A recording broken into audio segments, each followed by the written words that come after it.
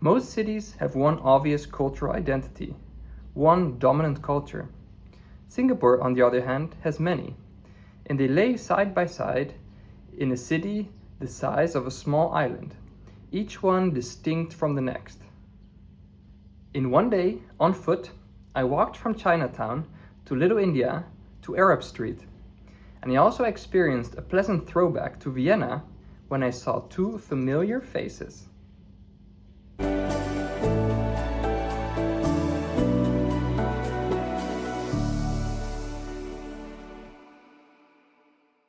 Hey, my name is Neal, and before we get to Singapore, we had a few more days on the sea.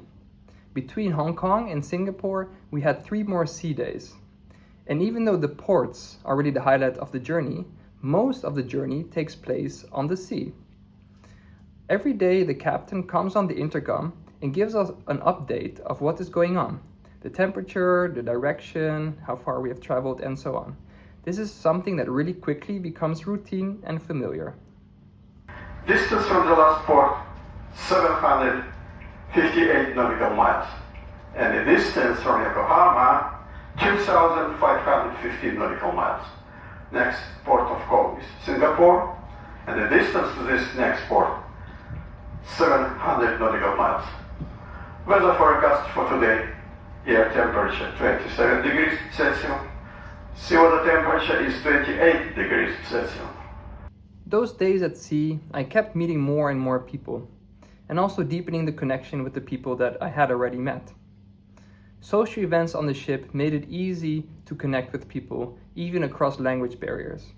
For example, I played a lot of table tennis. I consider myself a decent table tennis player because I have a badminton background myself, and the sports share quite a lot of characteristics.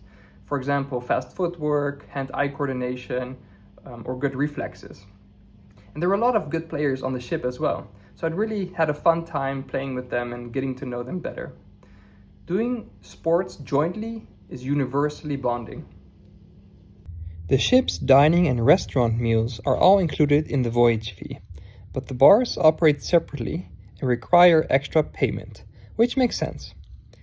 What stood out to me in the bars was the whiskey selection.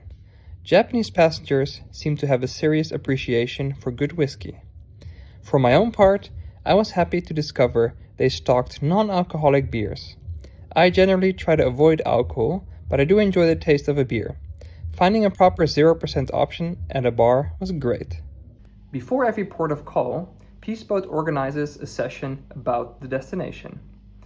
They give practical information, what to see there, what's the local currency, how to move around the city, and so on. Very, very useful. There was one part in particular about the Singapore briefing that stood out to me. They went through a fairly extensive list of things that are prohibited in public spaces. Skateboarding, kite flying, smoking, littering. Singapore takes its public order seriously, and the fines are real. But the one that got the most reaction in the room was the chewing gum rule. Singapore famously banned the import and sale of chewing gum, with very limited medical exceptions. It sounds extreme until you understand the reasoning.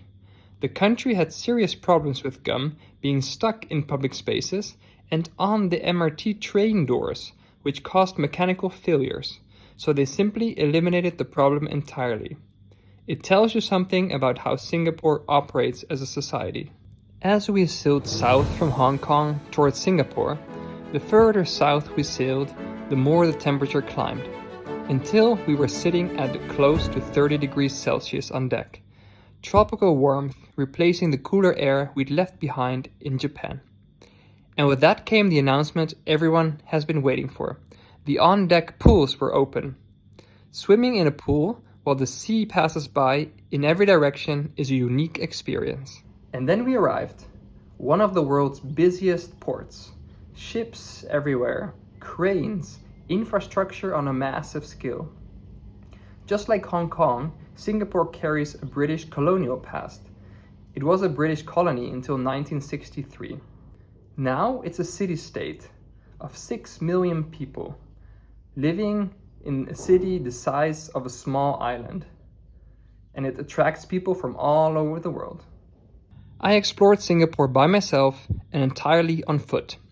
Walking is my preferred way to experience the city. A good combination of taking in the city carefully, stopping anywhere that attracts my curiosity, while also actively using my body. The city has an interesting architectural variety. Contemporary skyscrapers standing directly alongside perfectly preserved colonial shophouses, and traditional buildings, old and new coexisting. It gives the city a visual richness that makes it more interesting than a purely modern city. My first stop was Chinatown. It's a 200-year-old place. Inside Chinatown is the Buddha Tooth Relic Temple, and this was one of the most surprising cultural experiences of my time in Singapore. I went in expecting a beautiful temple experience, gold and red decoration, incense, a sense of calmness, and all of that was there. What I didn't expect were the depictions of Buddhist hells. Certain forms of Buddhism apparently include places of suffering that seem similar to the concept of hell in Christianity. And this temple had extraordinarily graphic visual representations of these hells. Detailed drawings and descriptions of the specific forms of suffering and torture that certain acts in life lead to in the afterlife. It was surprising for me. I had always, maybe naively, associated Buddhism primarily with mindfulness, compassion, and peace. I came out of that temple thinking differently about something I thought I understood, which is exactly what travel is supposed to do. Nearby the temple, I came across something that attracted my attention. It was a market where they were selling dead and dried animals.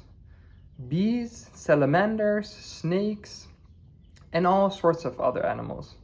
These apparently help against mouth sores, sore throat, or loose voice, and also rejuvenate tendons, bones, muscles, or even rheumatism, as was written on the dead animals. From Chinatown, I walked to the waterfront and the merlion, Singapore's iconic half-lion, half-fish statue, symbol of the city. Behind, dominating the skyline, is the Marina Bay Sands Hotel. 3 enormous skyscraper towers connected at the top by what looks like a giant ship hull, with an infinity pool stretching across the rooftop. I also walked past the Raffles Hotel, one of the most famous hotels in the world. It was built in 1887 during the British colonial era. It has hosted celebrities, presidents, and other famous people. It has been very well preserved. It's also known for the Singapore Sling, a gin-based cocktail that was invented there in the early 1900s. From the Raffles Hotel, I walked north into Little India, and the city transformed again. Many colorful shop windows playing Indian music. Little India is one of those urban neighborhoods that makes you feel like you've stepped into an entirely different country. Singapore does this repeatedly. Each district is its own world. And it was here, in Little India, that I met up with a little piece of Vienna. I had already known beforehand that there would be friends from Vienna in Singapore at the same time as I would be there. Their vacation overlapped exactly with the Peace Boat's schedule. Seeing familiar faces was so great. It really made the world feel so small and connected. They took me to a great vegetarian place that they had found, and we had some wonderful hours together. The food was so tasty. I tried everything they suggested, and it was all full of flavor. Sitting in Little India, in Singapore, having amazing food with friends from Vienna, while the Peace Boat is waiting for me at the port, I just had one of those moments where you look around and think, how amazing is my life right now? And it just made me feel so grateful. After lunch, I walked into Kampong Glam, Singapore's historic Malay Muslim quarter. The Sultan Mosque is the center of the whole district, its golden dome visible well before you arrive, drawing you in.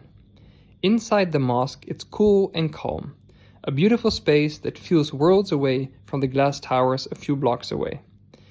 Arab Street, surrounding it, has this busy, warm atmosphere. Shops, merchants, cafes under tropical palm trees. Another different cultural vibe within the same city. A small observation from walking in the streets is that Singapore's parking enforcement system seems to be very elaborate. Cameras everywhere and some kind of demerit points-based penalty system that will give you a penalty once you reach a certain threshold.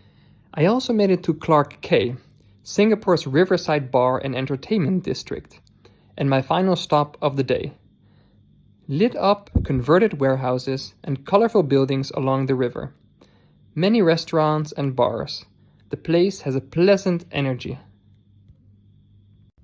One thing I didn't manage to fit in is Singapore's famous cloud forest. It's a big indoor garden featuring a waterfall inside a dome. Unfortunately, I didn't have time, so it will have to go on the list for next time. Leaving Singapore, like leaving every port on the Peace Boat, I learned came with a farewell party on deck. Music, dancing, passengers gathered at the railings, watching the city disappear on the horizon. It's a celebration of what you just experienced and an anticipation of what comes next. There are these strong supports to get the ship moving, little tugboats. These are small but powerful vessels positioning themselves alongside our enormous ship, physically pushing and guiding it out of the harbor. Then Singapore disappeared behind us. From Singapore, we sailed on to our next destination, over the Indian Ocean, to the volcanic island of Mauritius. Keep letting your curiosity lead. I'll see you there.